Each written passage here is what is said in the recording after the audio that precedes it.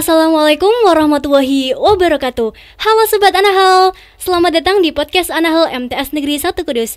Perkenalkan, nama saya Jihan Fada Haris. Saya host dari Jurnalistik Anahal. Kali ini kita kedatangan tamu yang sangat spesial. Beliau adalah Bapak Dr. Khairul Himi Setiawan MAGR selaku peneliti di Badan Riset dan Inovasi Nasional. Assalamualaikum Bapak, bagaimana kabarnya hari ini? Waalaikumsalam, alhamdulillah baik Mbak Jihan. Semoga Allah selalu memberikan kesehatan. Amin. Mbak Jihan juga sehat? Amin, alhamdulillah sehat. Alhamdulillah. Kalau boleh tahu, gelar MAGR itu apa, Pak? MAGR itu Master of Agriculture. Jadi di Kyoto University atau di Universitas Kyoto, Graduate School Agriculture itu untuk S2 itu gelarnya MAGR.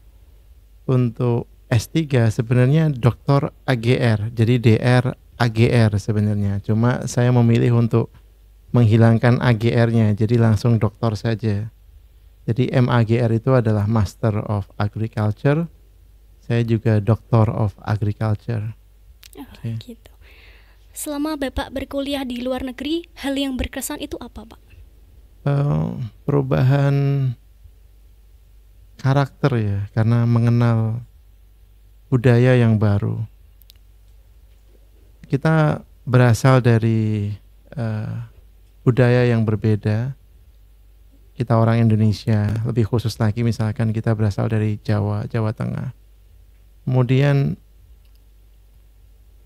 belajar di negeri Sakura di Jepang, kita mengenal sepenuhnya budaya yang baru, yang kita bisa menyesuaikan diri, mengambil yang baik begitu ya, dan meningkatkan kualitas diri. Saya kira kita bisa belajar banyak dari hal itu ya. Kita mengenal bahwa menjaga sesuatu yang baik yang kita miliki, root kita, asal kita, tapi di saat yang sama kita menambah ya wawasan baru, pengetahuan baru, dan pada akhirnya kita bisa menjadi orang yang lebih baik. Itu yang saya rasakan. Bisa diceritakan awal mula Bapak menjadi peneliti? Menjadi peneliti itu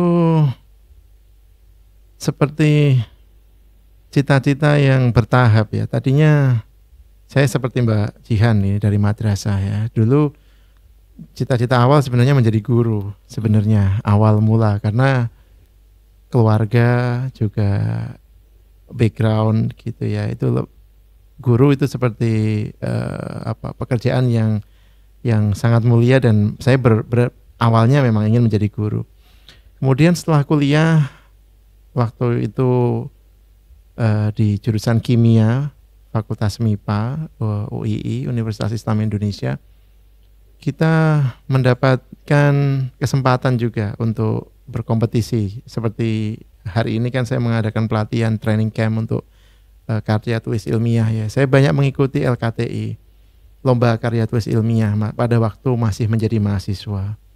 Nah, ada satu juri waktu itu di level PIMNAS, Pekan Ilmiah Mahasiswa Nasional, yang sangat menginspirasi. Saya masih ingat namanya, Profesor Min Rifai dari LIPI pada waktu itu.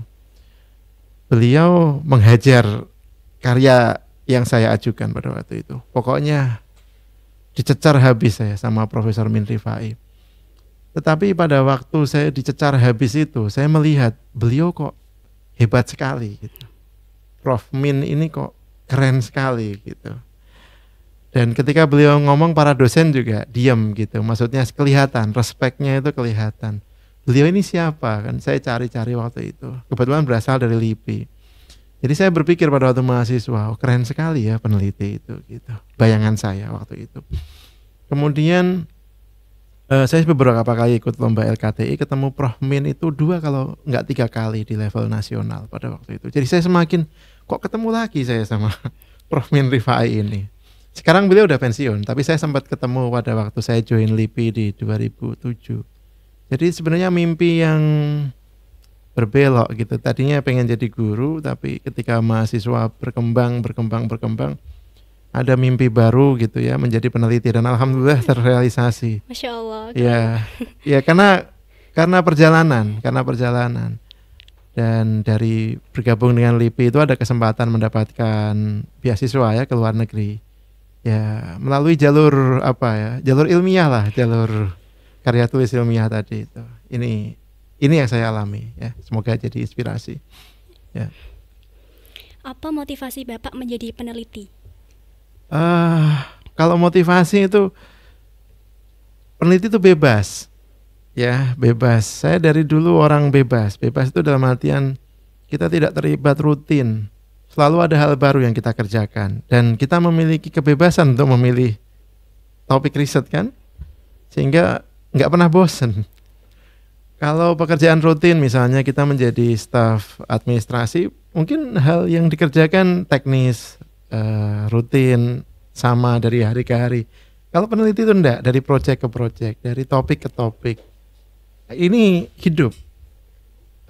Kita merasa selalu ada hal baru yang kita bisa kerjakan. Walaupun tidak mudah juga. Karena berarti kan kita harus selalu mencari ide.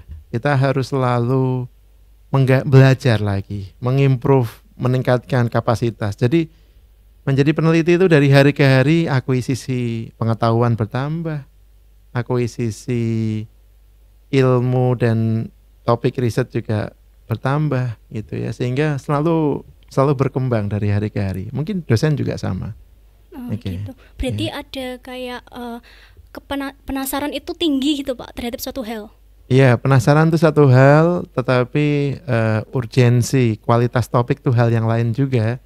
Jadi tidak sekedar penasaran tapi terus melakukan sesuatu, tetapi apakah hal yang kita ingin tahu tadi juga misalkan penting untuk dikaji, membawa manfaat tidak untuk masyarakat misalnya, untuk bangsa, atau untuk ilmu pengetahuan. Ada istilah science for science, ilmu untuk ilmu, atau science for society, ilmu untuk masyarakat misalnya. Jadi kita juga harus mempertimbangkan itu, urgensi dan kualitas suatu topik.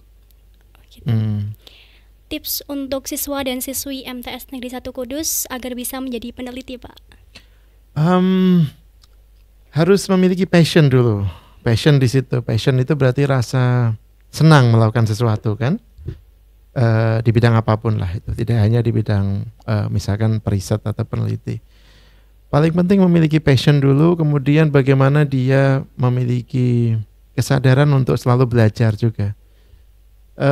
Saya kira MTSN 1 Kudus ya di level yang menengah pertama ini sudah punya kesadaran untuk ya mendevelop, mengembangkan minat siswa, salah satunya di bidang riset. Saya kira mereka pasti di masa depan jauh lebih baik. Saya masih ingat, saya juga lulusan madrasah gitu ya. Saya mengawali riset di bidang di jenjang S1 gitu ya, di jenjang sarjana.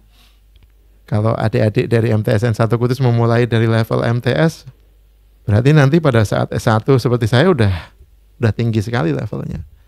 Jadi ya semoga selalu berkembang. Yang pertama passion, yang kedua improve, self improvement dulu, meningkatkan kapasitas diri. Oke. Terima kasih Bapak atas waktu dan penjelasannya. Oke, sama-sama Mbak Jihan, terima kasih. Nah, Sobat Anahel, itu tadi bincang-bincang kami bersama Bapak Dr. Khairul Himi Setiawan, MAGR, selaku peneliti di Badan Riset dan Inovasi Nasional. Semoga bermanfaat bagi kita semua. Dan terima kasih atas perhatiannya. Sampai bertemu di podcast selanjutnya. Saya pamit undur diri. Wassalamualaikum warahmatullahi wabarakatuh.